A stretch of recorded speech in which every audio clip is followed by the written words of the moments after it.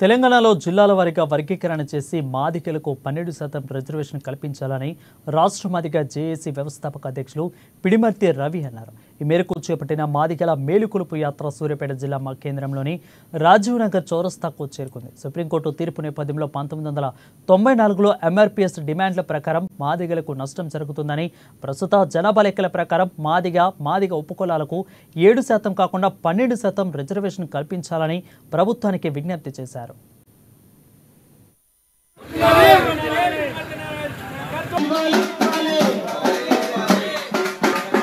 అమ్మా బాయ్ అవసరమా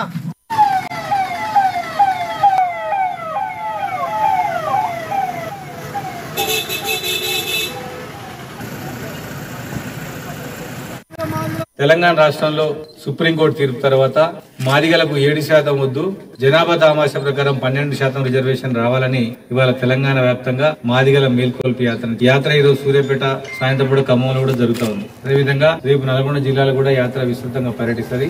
తెలంగాణ రాష్ట్రంలో ప్రభుత్వానికి మా విజ్ఞప్తి ఏంటంటే 1994 సంవత్సరంలో వర్గీకరణ ఉద్యమం ప్రారంభమైనప్పుడు మా జనాభా 7%, అది రాష్ట్ర వ్యాప్తంగా. ఇవాళ తెలంగాణ రాష్ట్రం వచ్చినాక మా జనాభా పెరిగింది. తెలంగాణ రాష్ట్ర జనాభాలో మాదిగ జనాభా ఎక్కువ. పెరిగిన జనాభాకు అనుగుణంగా మేము ఎంత ఉంటే మాకు అంత వాటా ఇవ్వాలని డిమాండ్ చేస్తాం. ఉదాహరణకు ఉమ్మడి నల్గొండ జిల్లాలో ఎస్సీ జనాభాలో మాదిగ జనాభా 100% 80% ఉన్న వాళ్లకు 7%, 20% ఉన్న వాళ్ళకు 6% వస్తుంది. సుప్రీంకోర్టు ఇచ్చిన తీర్పు ప్రకారం కనుక అమలు జరిగినట్లయితే, ఎంఆర్పీఎస్ పెట్టిన డిమాండ్ ప్రకారం అమలు జరిపినట్లయితే మాదిగలకు తీవ్రమైన నష్టం జరుగుతుంది.